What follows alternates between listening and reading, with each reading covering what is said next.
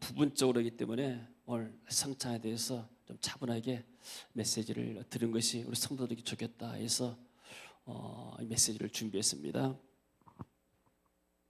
자, 교회가 참 교회인가 이단 교회인가, 참 교회인가 거짓 교회인가 구별하는 세 가지의 표지가 있습니다.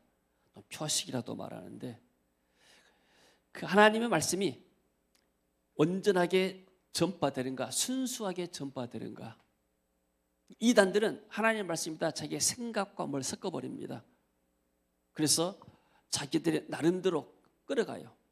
그러니까 성도들은 성경을 잘 모르기 때문에 그냥 이상한 비유를 갖다가 자기 멋대로 해석해 버립니다.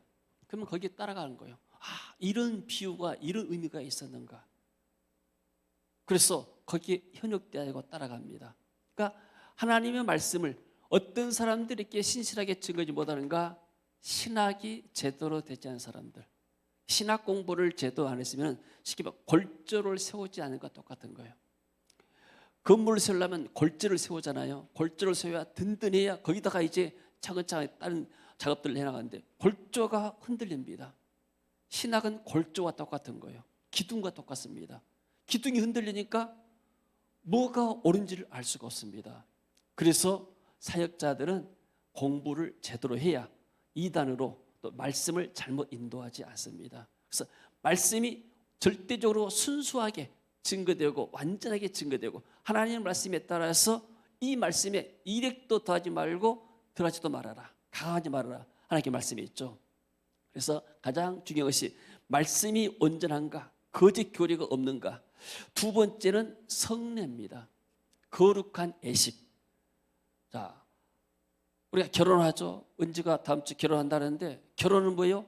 예식이에요. 교회 안에도 예식이 있습니다. 예식 가운데 두 가지 있는데 하나는 세례와 하나는 성찬입니다. 세례는 무엇인가? 세례는 예수 믿고 성부, 성자, 성령의 이름으로 물로 세례를 받는 것. 물이란 것은 우리의 죄를 씻는다. 그래서 저는 청년 때 순복음교회에서 신앙생활을 했어요.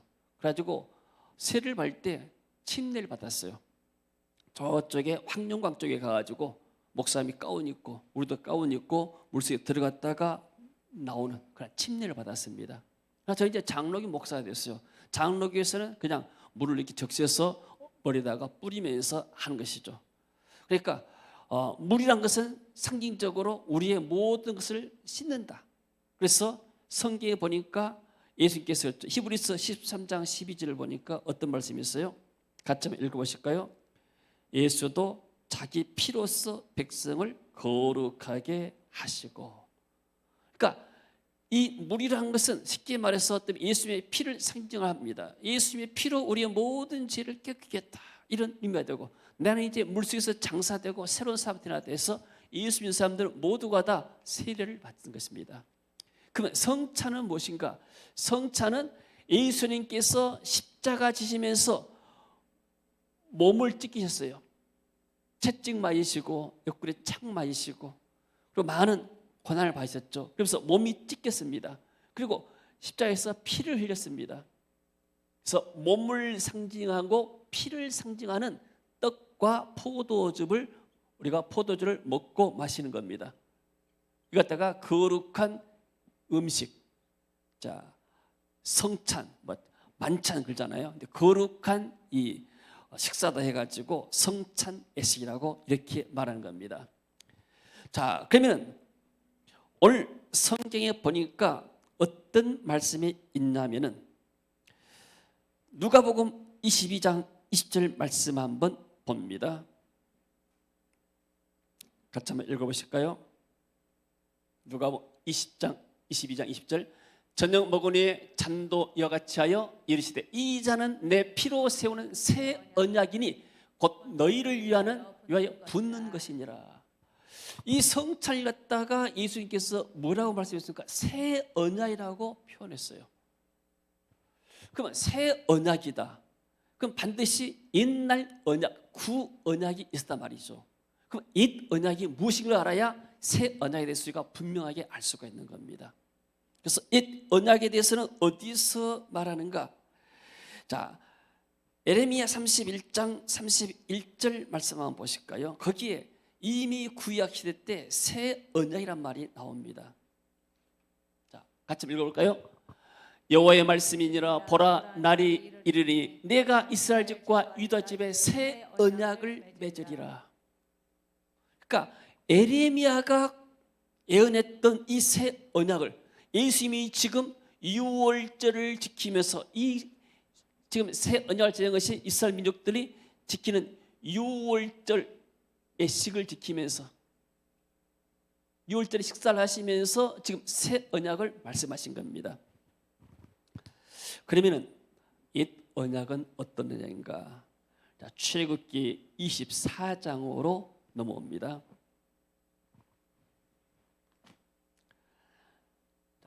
옛 언약은 하나님께서 모세에게 율법을 줬습니다. 그래서 이 언약은 하나님과 인간 사이에 맺어진 언약입니다. 인간 사이에.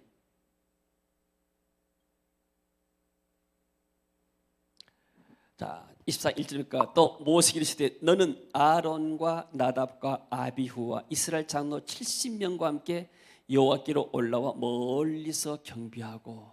지금 이 말씀 뭐냐면은 모세가 하나님 앞에 가서 지금 모든 하나님 주시는 율법의 말씀들을 다 받고 나서 마지막에 지금 말합니다. 너 모세만 여호와께 가까이 나오고 그들은 가까이 나오지 말며 백성은 너와 함께 올라가지 말지니라. 모세가 여호와의 모든 말씀과 그의 모든 율례를 백성에게 전하며 그들이 한 소리에 응답하여 이르되 여호와께서 말씀하신 모든 것을 우리가 준행하리다. 자, 하나님은 우리에게 법을 줬습니다.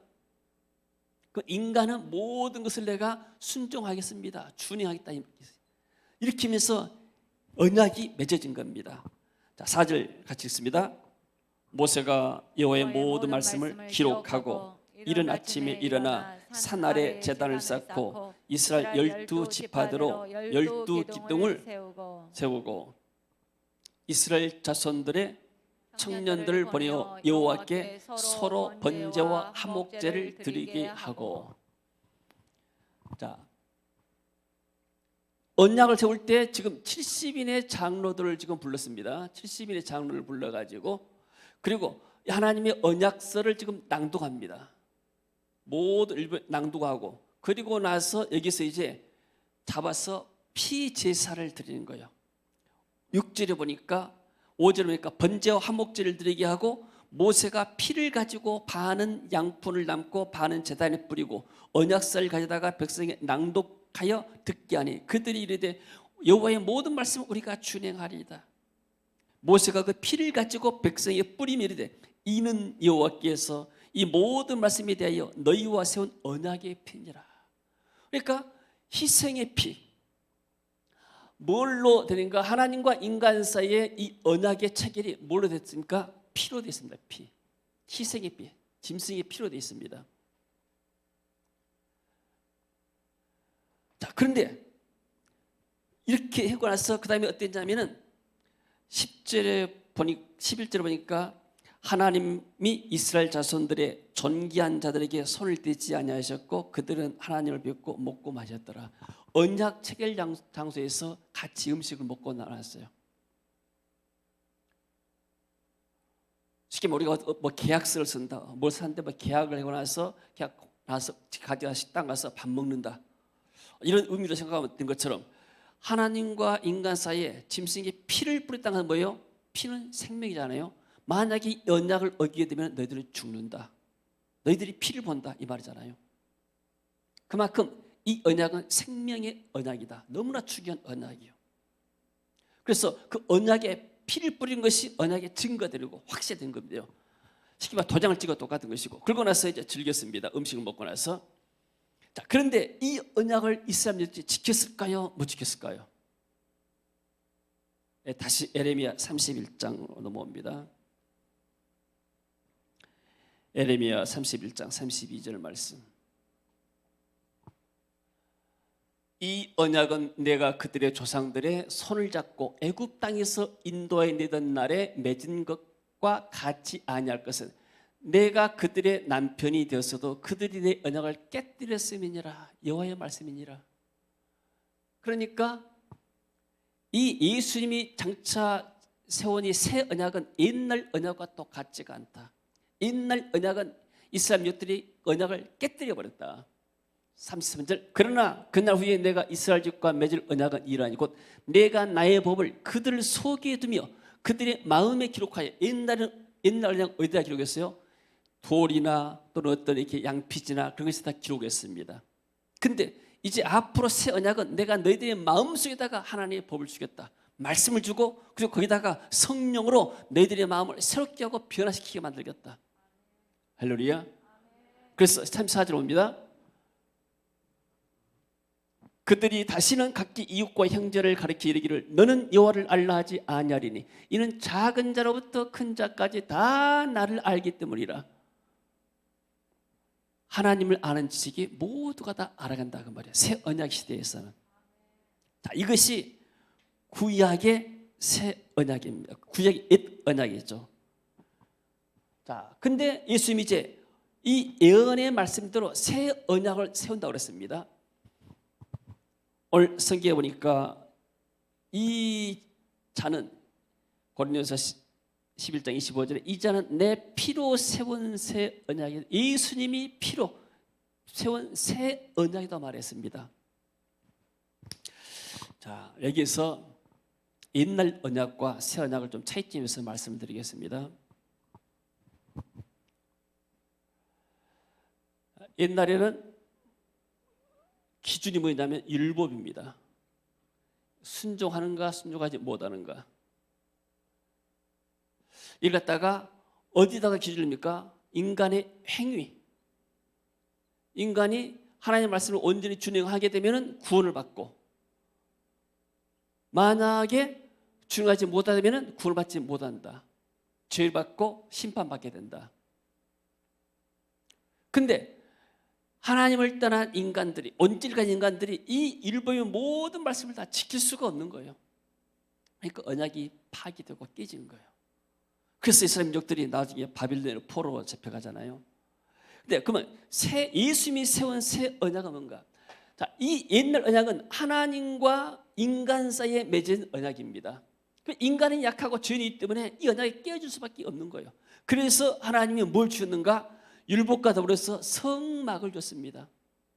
성막은 뭐냐면은 제사 드리는 거. 그래서 짐승의 피가 필요합니다. 너희들이 이 언약을 파기할 때마다 짐승의 피를 가지고 와서 대신 속죄 제사를 드려라. 속죄 제사, 또 하목 제사, 석건 제사, 번제, 소제 이런 많은 제사 방법들이 있습니다.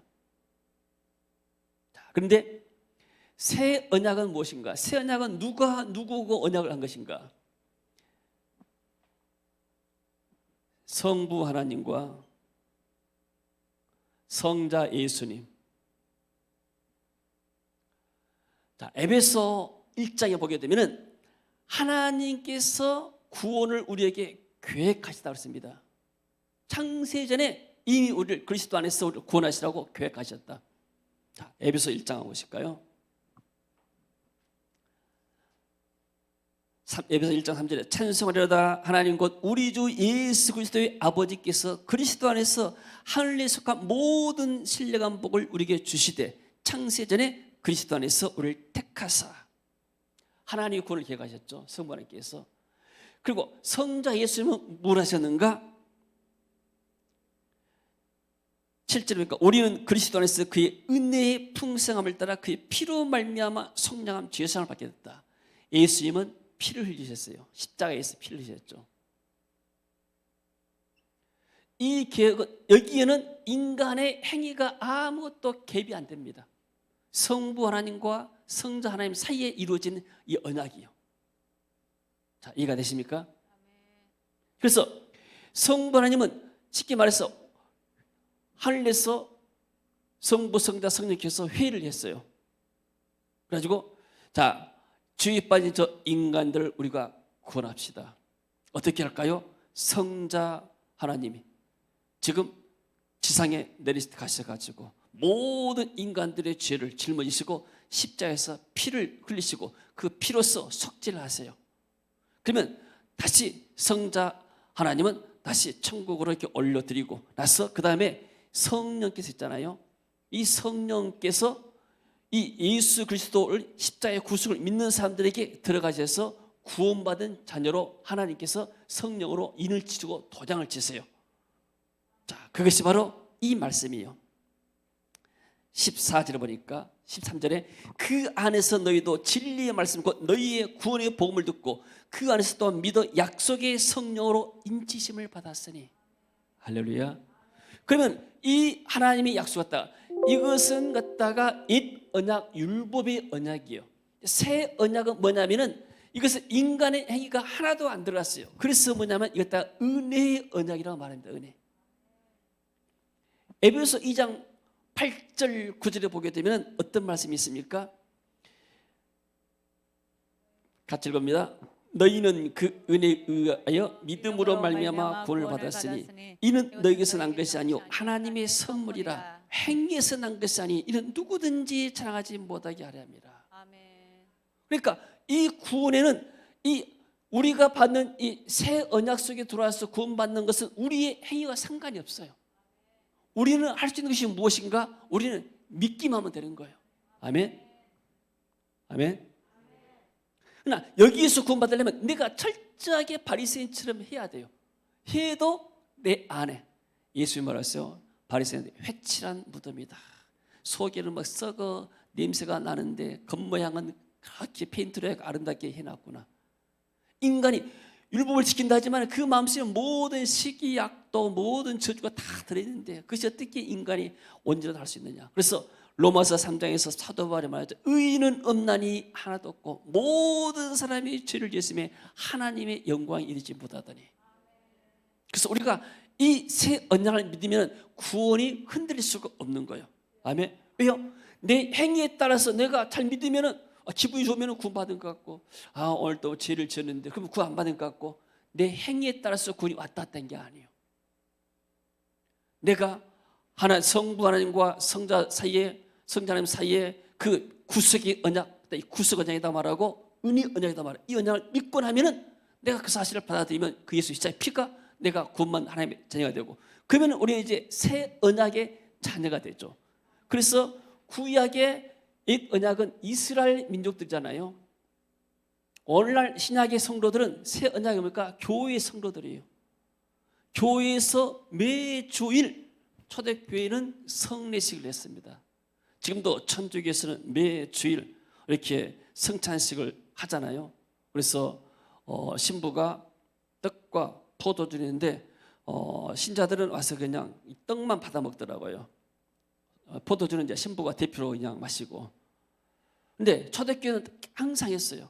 오늘날 이제 우리 장로교에서는 1년에 최소한 4번 정도만 해야 된다 이런 정도로 해놨는데 할 수만 있으면 이 성찬식을 매주 하는 것이 좋습니다.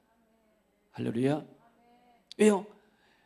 성찬은 하나님의 보이는 말씀이요. 쉽게 말하면 제가 설교할 때 그냥 칠판 없이 그냥 말로만 하게 되면 여러분 그냥 말로 음성 듣고 귀로만 듣습니다. 그러나 내가 여기다 써놨을 때 써서 글씨를 썼을 때는 눈에 보이잖아요. 마찬가지로 말씀을 우리가 성경도 있지만은 내가 예수님의 살과 피를 상징하는 떡과 포도주를 먹고 마시고 예수님께서 내 죄를 위해서 십자가에서 고통을 당하셨구나. 채찍에 맞으셨구나. 옆구리에 창을 받으셨구나. 그리고 이게 피를 흘리셨구나. 그것을 내가 묵상하고 마심으로써 내가 그리스도인 맞고 하나님께서 나를 위해서 구원시켰기 때문에 내가 이렇게 구원받은 백성이구나. 내가 이제 구원받은 백성으로서 더 하나님의 은혜를 입고 더 살아야 되겠다. 더 열심히 살아야 되겠다. 이런 마음과 믿음이 들어오는 거예요. 할렐루야. 그래서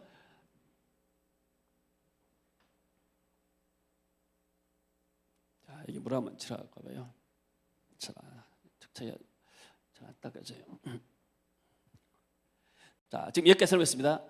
교회는 말씀과 성례와 권징이 있습니다. 권징이 무엇인가? 권징은 혹시 이단이 돌아가지고 잘못하게 되면 그 사람들 제거하고 또 혹시 이렇게 심각한 죄를 걸리게 되면 권징에서 당신은 이렇게 성례, 성찬에 참여할 수 없습니다. 교회에서 이 권징하는 겁니다. 아주 잘못했을 때.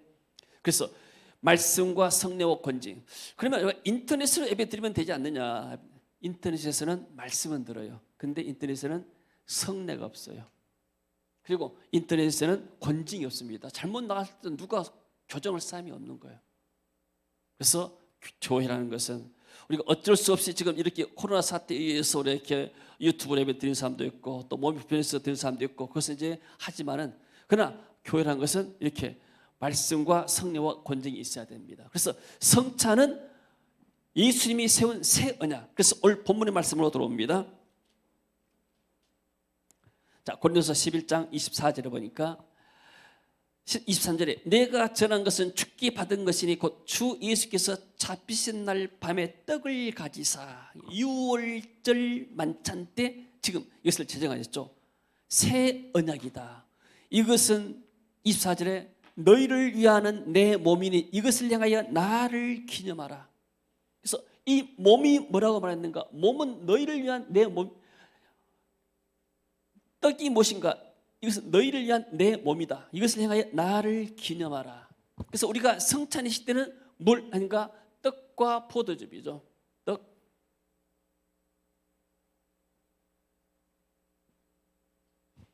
뭐 어떤 사람들 일부러 막 포도즙이라고 하고 보통 이제 포도즙이라고 말하지 않습니까? 근데 예수님은 포도즙을 잡수신 것이 아니고 그 당시에는 포도주예요.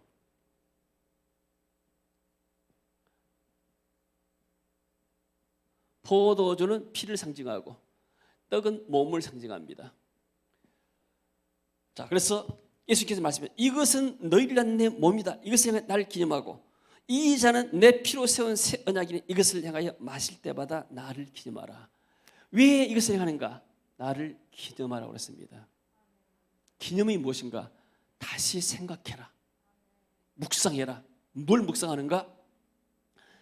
내가 어디에서 구원받는가? 이스라엘 민족들이 지금 이렇게 뭘 생각해야 돼요? 이스라엘 민족들은 이 언약, 유월절 어린 양의 피를 바르고 무교주를 먹고 마시면서 뭘 생각하는가? 우리가 이스라엘 민족이 우리 민족이 400년 동안 애굽에서 종살이했다. 거기에서 하나님이 우리를 구원시켰다. 홍해를 가르고 광야에 있다가 가나안 땅에 우리가 정착하게 됐다.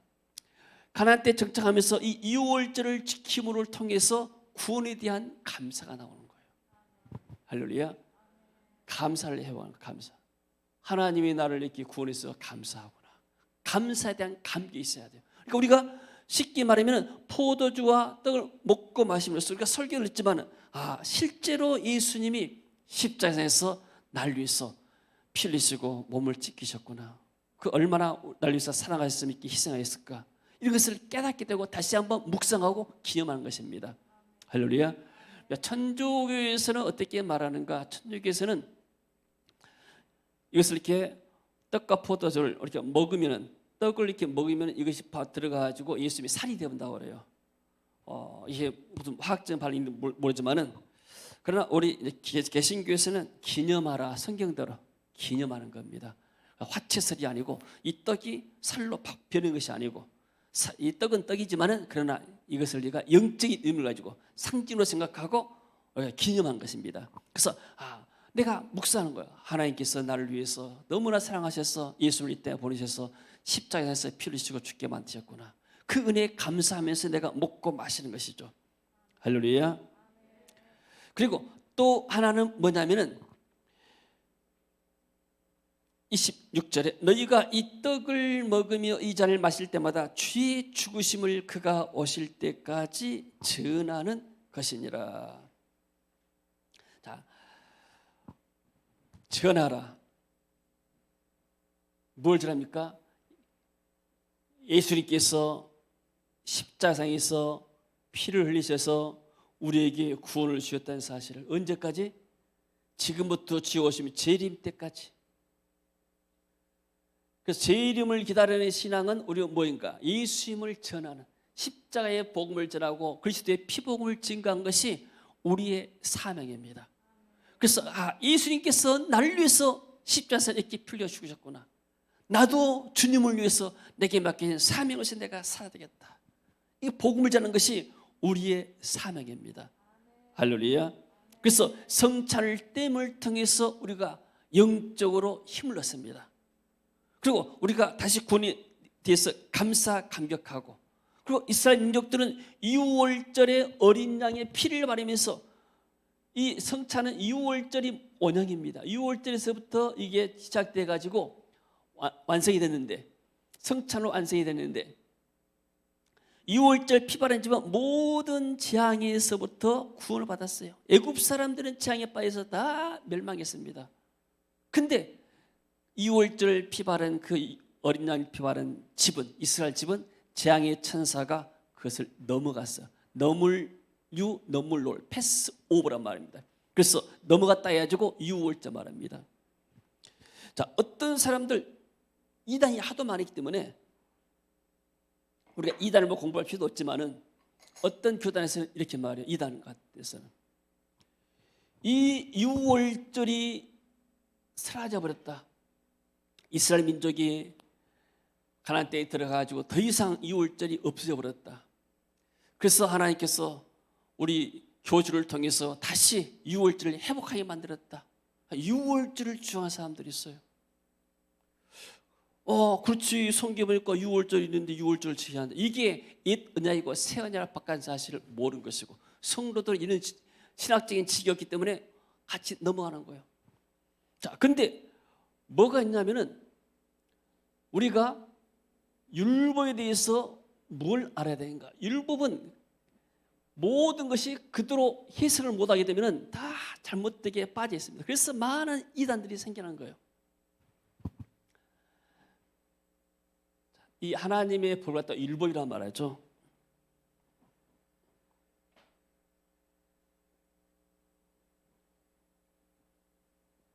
법에 세 가지가 있습니다.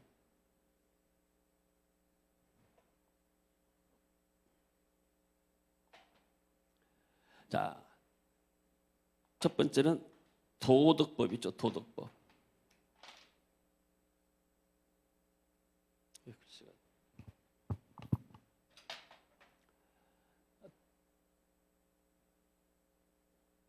도덕법이 있고, 그 다음에 제사법이 있습니다. 그 다음에 사회법이 있어요. 자, 도덕법은 중심이 십계명입니다. 그래서 십계명은 변하지 않는 거예요. 이것도 영원한 법입니다. 물론 안식일이 그 개념이 주일로 넘어왔지만은, 그리고 제사법은 유월절이랄지 또는 뭐 이렇게 오순절이랄지 구약의 모든 절기들, 안식일 또 이렇게 절기 모든 것들은 다 제사법입니다. 그 사회법, 옛날에 초대교회 당시에 사도 바울이 옵니다. 고린도 교인들한테, 너희들 여성들은 기도할 때, 교회 와서 기도할 때 머리에 뭘 쓰고 해라. 남자들은 쓰면 안 된다. 왜? 남자들은 하나님의 영광이고 여자들은 남자들의 영광이기 때문에 머리에 쓴다는 것은 권세 아래 있다는 거예요. 여성들은 남성의 권리 안에 있고 남성들은 하나님의 영광이기 때문에 안 써도 된다.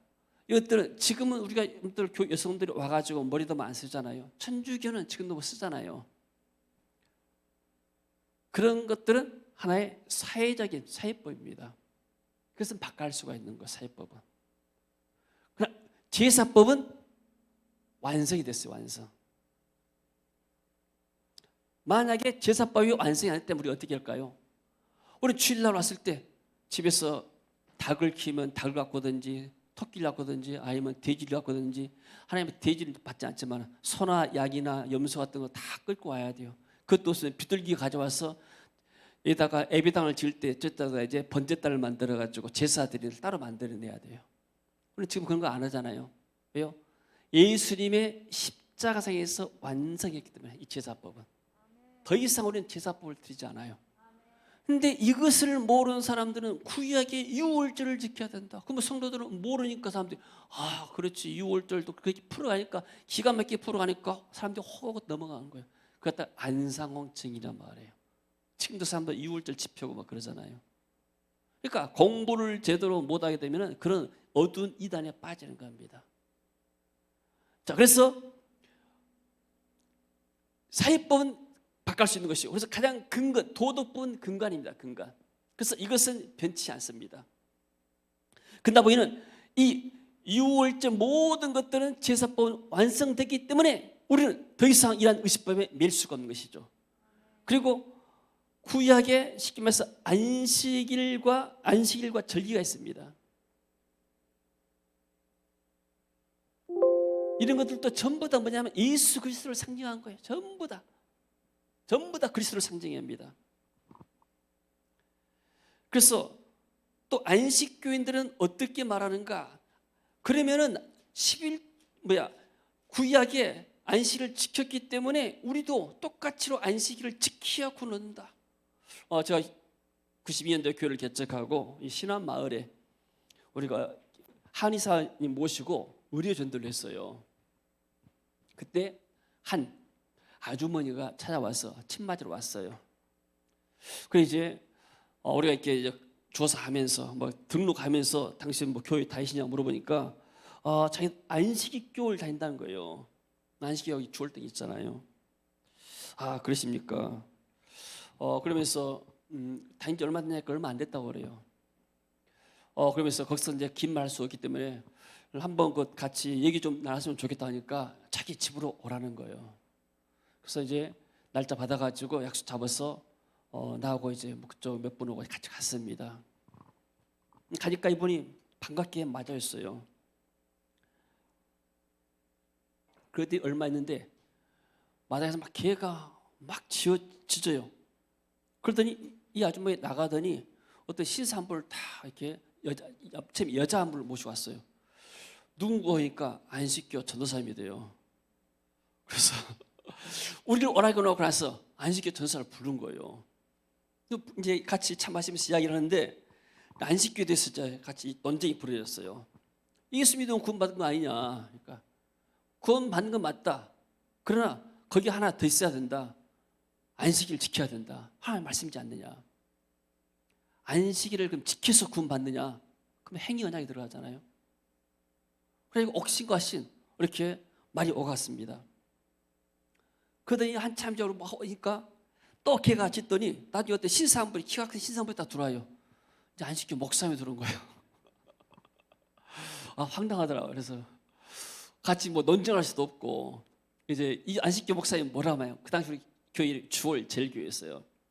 목사님, 내가 주월 제일교회 교인들을 집 찾아가지고 성경 공부하면 좋겠습니까? 나한테 물어봐요. 이제 미안하더라고요. 아니 나는 이제 이분이 새신자이기 때문에 좀 구원을 시켜볼까 하려고 했는데 이분은 어떻게 우리를 같이 불러가지고 어떻게 대기를 시키려든가 뭘 했는가 모르겠지만 우리를 그렇게 해놨어요. 그래서 제가 목사님 서로 다투지 말고 차 나왔는데 차 마시고 그냥 가십시다.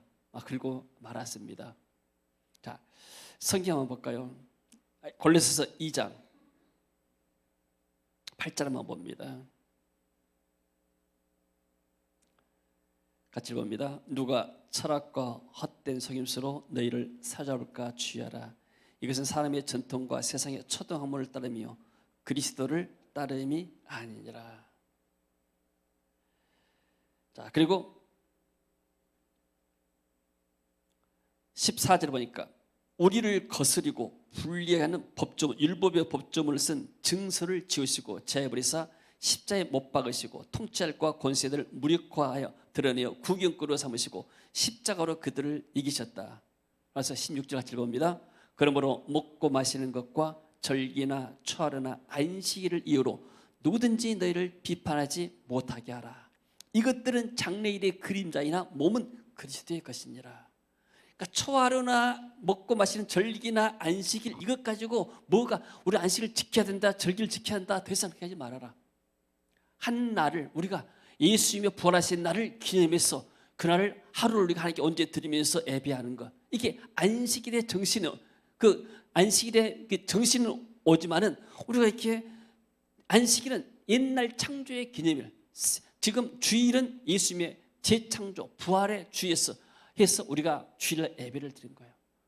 굳이 안식일 예배를 드린다 해도 나쁠 것은 없어요.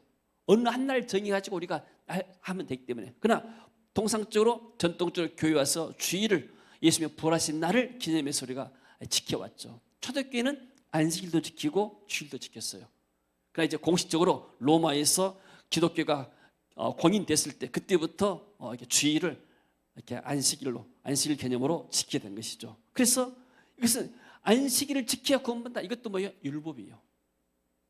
그러면 이것도 모든 것이 내 행위, 내 인간의 행위에다가 구원의 근거를 두게 되면 우리는 아무도 구원받을 수가 없는 거예요. 그렇죠? 그러나 우리의 구원의 근거가 뭐냐면 예수님의 십자가의 피, 성부와 성자 사이에 이루어지는 그 은혜의 언약, 그 은혜에 동참하게 된 것이죠. 그러면 내가 이미 구약의 이스라엘 민족처럼 이제 신약 시대 이스라엘 민족으로 들어가는 겁니다. 자, 요한계시록 7장 한번 보세요.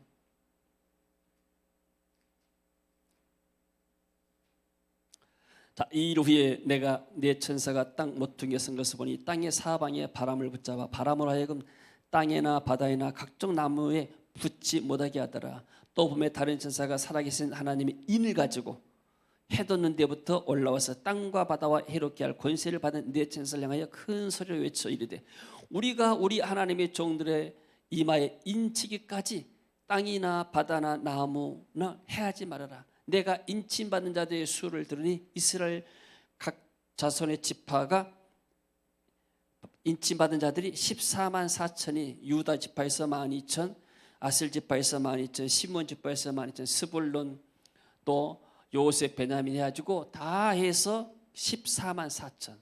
9절 같이 읽어봅니다. 일 후에 내가 보니 각 나라와 족속과 백성과 방언에서 아무도 능히 셀 수 없는 그 무리가 나와 흰 옷을 입고 손에 종려 가지를 들고 보좌 앞과 어린 양 앞에 서서 큰 소리로 외치리되 구원하심이 보좌이신 우리 하나님과 어린 양에게 있도다. 천국의 보좌 앞의 모습인데 14만 4천 신천지가 이걸 주장하죠. 그래서 베드로 지파 있잖아요. 지금 요즘은 신약 시대에 가지고 예수님의 제자 지파로 만드는데 서기에 보니까 유다 지파, 아셀, 르벤 이렇게 가지고 야곱의 12아들의 지파에서 14만 4천 다 해서 10이란 것은 완전수입니다. 하나님의 계획하신 완전수를 말하는 거예요. 생각해 보세요. 이스라엘 민족이 애굽에서 나올 때 몇 명이었어요? 60만 대군이었어요. 그러면 여자들과 그리고 아이들을 합하게 되면 200만도 넘어요. 이 사람들이 구원받은 백성이요, 구원받지 않은 백성이요. 그 사람들 구원 안 받았을까요? 모세 구원 받았을까 안 받았을까요? 솔로몬 구원 받았을까 안 받았을까요? 다윗 구원 받았을까 안 받았을까요?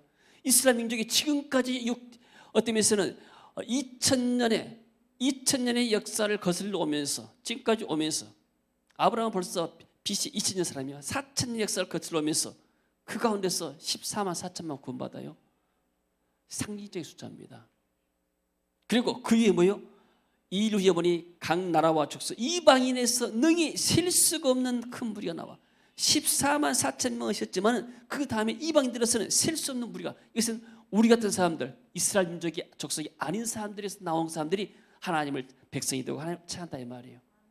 그러니까 신천지는 이걸 가지고 14만 4천에 들어와야 된다. 지금 14만 4천 넘었잖아요. 넘었는데 뭐라고 하는 줄 알아요? 모른다. 누가 진짜인지. 그래서 헌금하고 봉사하고 그런 사람이 들어오지. 그러니까 뭐 사람들은 왜 넘어가는가? 비유를 이상하게 무슨 이렇게 뭐 찌를 뿌리고 가라지 뿌리고 내가 좀 가이를 들어봤어요. 내가 그 교주 말을 들어보니까 비유를 자기 멋대로 해석을 하는 거예요. 그래가지고 다 해서 사람들이 어떤 비유를 풀고 나면은 막 그럴 듯 하잖아요. 사람들이 혹에 넘어가는 거예요. 그래가지고 빠지고 나면은 이게 악한 영에 붙잡혀 버려요. 여러분, 공산주의도 이단이란과 똑같은 거예요. 악한 세상에 딱 붙잡혀 버리면 빠져나올 수가 없어요. 사살한 것이 무섭습니다. 그러니까 신천지에 빠져들 청년들이 많이 빠져들잖아요. 빠져들고 나면은 가정도 내버려버리고 직장도 내버려버리고 얘들 망치는 겁니다. 이게. 자, 그래서 우리는 이 성찬예식이 너무나 중요하다는 거예요. 성찬예식을 통해서 내가 그리스도의 몸에 지체로 들어간 거예요. 아, 내가 하나님의 백성이고 내가 교회 하나의 지체가 되구나. 할렐루야. 자, 그러면은 성찬에서 주의할 점을 사도 바울이 말했습니다. 자, 자, 27절에 그러므로 누구든지 주의 떡이나 잔을 합당하지 않게 먹고 마신 자는 주의 몸과 피에 대하여 죄를 짓는 자니라. 여러분, 죄는 바이러스와 똑같은 것입니다. 지금 코로나 바이러스 예방 수칙의 첫 번째가 뭐예요? 손을 잘 씻어라. 손을 통해서 감염이 된다. 바이러스가 감염되기 때문에. 그러면 바이러스가 감염된 이 손을 가지고 음식을 손으로 집어서 먹으면 바이러스가 들어가잖아요. 죄는 이와 똑같은 거예요. 내가 지금 성찬을 떼려고 하는데 내 안에 죄가 들은 거예요. 죄도 영적인 것이잖아요. 내 안에 죄가 있어. 회개치 않은 죄가 있어. 그러면 내가 성찬을 먹으면 내가 죄를 먹고 마시는 거예요. 돼요. 죄가 내 안에서 이게 나중에 문제가 생기는 거예요. 그래서 사도 바울이 뭐라고 했어요? 그 때문에 영적으로 약해진 사람이 있어요. 3절 보니까 주의 몸을 분별하지 못하고 먹고 마시는 자니 자기 죄를 먹고 마시는 것이니라. 그러므로 너희 중에 약한 자, 영적으로 굉장히 약한 사람, 약해져 버렸어요. 병든 자, 그리고 잠자는 자는 죽은 자를 말하죠. 잘못하면 죽기까지 한다는 거예요, 이게. 그래서 성찬을 뗄 때는 우리가 바이러스 손을 깨끗이 씻는 것처럼, 세정제나 손으로 물로 깨끗이 씻는 것처럼 우리 자신 하나님, 내가 하나님 앞에서 범죄한 것들, 알게 모르게 번전 것들 성령님 깨닫게 해주시고 이 시간 내가 회개하기입니다. 내 마음의 심령이 깨끗해지고 주의 보혈로 덮어주시고, 그래서 내가 성찰 되는다면 이게 영적인 양식이 되고 힘이 되는 거예요. 아침 여러분들 식사하고 오셨죠? 식사 안 했으면 아침 식사를 하면 힘이 없어요. 그러잖아요. 그러니까 매 끼를 먹어둬야 이것이 양식이 되고 힘이 되는 것처럼, 마찬가지로 이 성찬도 떼면서 말씀이 보이는 말씀이 이 성찬을 떼면서 내 영적으로 강해지는 겁니다. 할렐루야. 그래서 내가 영적으로 믿음을 생기게 되고 하나님의 자녀는 확신, 그리고 내가 이제 복음을 지냈다는 이 믿음이 불타오른 것이죠. 할렐루야.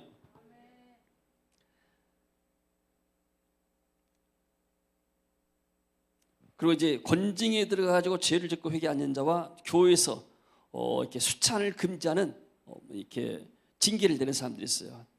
교회에 심각하게 해를 끼치고 하게 되면은 또 뭐 다 잘못된 사상이나 것들 접하게 되면은 뭐 이단 사상이랄지 또 어떤 범죄가 있게 되면은 교회에서 이렇게 치료하게 되죠. 그런 사람들 수찬 정지라는 이렇게 있습니다. 그러면 그 사람들은 그 세제 들 때까지는 할 수가 없는 것이죠. 그래서 오늘 교회 가운데서 교회의 세 가지 표준은 말씀과 성령과 권징인데, 그런데 성찬은 우리가 뗀다는 것은 너무나 큰 신약시대 특권이 들어왔죠. 그래서 율법의 행위에서 벗어나서 이제는 그리스도께서 행하신 은혜 언약 속에 들어왔다. 이 구원은 흔들릴 수가 없다. 신천지처럼 숫자에 들어가야 내가 구원받는 것이 아니고 내가 열심히 해야 구원받는 것이 아니라 이미 우리는 구원받은 사람으로서 구원의 축복을 누리면서 살아가고 있다. 그리고 늘 말씀을 듣고 성자 참여함을 통해서 내 믿음이 건강해지고 내가 이 땅에 살 것이 무엇인가? 내가 복음을 위해서 살아야 되겠다. 저 하나님 나라에 저 천성을 향해서 준비하면서 가야겠다. 이 사명을 회복하는 것이죠. 다음 주에 성찬하실 때 정말로 이 성찬하실 때면서 우리 믿음이 강화되고, 또 어떤 면에서는 잘못되면 병도 들지만은 잘 뛰게 되면 내 안에 육신의 질병도 치유되고, 이 약한 코로나 바이러스부터 보호를 받습니다. 모든 제가 또 보호를 받습니다. 주 보혈 아래에 있네. 그리스도 안에 있게 되면 그것이 바로 가장 안전합니다. 한때는 미국이 안전하다고 그랬어요. 중국 딱 입구 막아버리고, 그러니까 미국은 코로나 바이러스가 없다고 그랬는데 미국도 막 뚫렸잖아요. 지금 엄청납니다. 아침에 세부 로이 목사님 문자가 왔어요. 목사님, 우리 큰아들 제드로가 지금 미국에서 간호사라고 있는데 3일 전에 확진 받아가지고 지금 약 먹고 있습니다. 기도해 주세요. 이렇게 왔어요. 미국은 돈을 많이 벌기 때문에 가면 보수가 많아요. 필리핀에 받는 건 뭐 10배, 20배 받는 것이죠. 그렇지만 거기도 안전하지가 않아요. 세상이 어디가 안전하겠습니까? 필리핀도 지금 메트로 마닐라 완전히 봉쇄했습니다. 제가 지난주 월요일 밤에 가려고 딱 준비했습니다. 가기 2시간 전에 마음이 편치가 않아요. 근데 뉴스가 떴는데 어저께까지는 10명인데 오늘 10명이 생겨가지고 20명이 됐다는 거예요. 그래서 내가 일정을 생각해 봤어요. 내가 지금 끌라로 가서 거기서 다시 세부로 비행기 타고 가고, 세부에서 다시 부뚜안 갔다가 다시 마닐라 나왔다가 마닐라에서 또 모임 갖고 마닐라에서 다시 버스 타고 다시 끌라로 와서 끌라에서 다시 비행기 타고 인천 와는 이런 여정인데, 내가 내 일정을 생각해 보니까 도저히 이것이 감당이 안 될 것 같아요. 그 전까지는 필리핀에도 괜찮았어요. 근데 갑자기 환자가 생겨가지고, 그래서 내가 내 혼자 결정할 수 없어가지고 필리핀 코디 단체 이 카톡방에다가 내가 올렸습니다. 지금 내가 이렇게 일정을 놓고 하는데 오늘 이렇게 환자들 많이 생겼다는데 어쩌면 생겼는가, 이 일정을 내가 가야 할 것인가 말 것인가 한번 이런 의견 한번 이야기해 보라니까, 대부분 목사님 상황이 지금 심각하니까 앞으로 어떻게 변질지 모릅니다. 한 1, 2주 동안 좀 더 기다려봤다가 그때 봐도 괜찮을 것 같습니다. 그렇게 해가지고 모든 일정들 다 비행기고 호텔이고 다 취소했어요. 물론 이제 페널티도 있는 것도 있고 또 이렇게 어느 것도 있었지만은, 지금 이 상황들이 어떻게 할지 몰라. 이럴 때 정말 우리가 우리 그리스도 안에 있는 우리 성도들이라도 하나님의 은혜 안에 보호를 받고 십자가의 보혈 안에 보호를 받고, 그리고 여기에서 우리가 승리하는 그런 은혜가 있어야 할 줄로 믿습니다. 또 우리가 이렇게 우리 나라를 위해서 기도하잖아요. 이것은 내 개인 문제가 아니고 나라의 문제입니다. 그래서 우리가 이 나라에서 이 발에서 떠나가야 돼요. 이 지역에 떠나가도록. 그래서 여러분들 정시동 가지고 같이 계속 기도하시게요. 할렐루야. 하나님께서 우리에게 큰 은혜를 줄 줄로 믿습니다. 한국이 하나님이 대단히 축복받은 나라입니다. 지금 많은 나라에서 한국을 부러워해요. 이렇게 코로나 바이러스도 지금 이렇게 어려움도 방역도 되고 하면서 이렇게 컨트롤할 수 있는 그런 나라가 됐는데, 지금 이탈리아나 다른 나라 이게 컨트롤이 안 된 거예요. 지금 미국도 지금 어떻게 컨트롤이 안 된 거예요. 지금 너무나 많기 때문에. 그래서 하나님이 다시 한번 우리나라에 은혜를 주시고 우리 한국 교회를 통해서 세계명 교회를 통해서 하나님의 큰 역사를 이루어가도록 기도하는 저와 여러분 되어지기를 주 이름으로 축원합니다. 하나님의 은혜를 감사드립니다. 오늘 성찬 예식에 대해서 말씀을 드렸습니다. 우리가 옛 언약이 아니고 새 언약으로 들어왔습니다. 내 구원의 근거가 내 행위가 아니고 내가 잘하고 못하고 아니고 예수님께서 십자가에서 피 흘리신 구속의 사역이 있음을 믿습니다. 우리에게 더 큰 믿음이시고 이 믿음이 흔들리지 않도록 주님 축복하시고, 우리 성찬을 뗄 때마다 그리스도의 복음 안에 들어가고 은혜 안에 들어가서 하나님의 백성을 확인하고 우리가 복음을 증거하는 귀한 성도들로 축복하여 주옵소서. 예수님 이름으로 기도합니다. 아멘. 자, 우리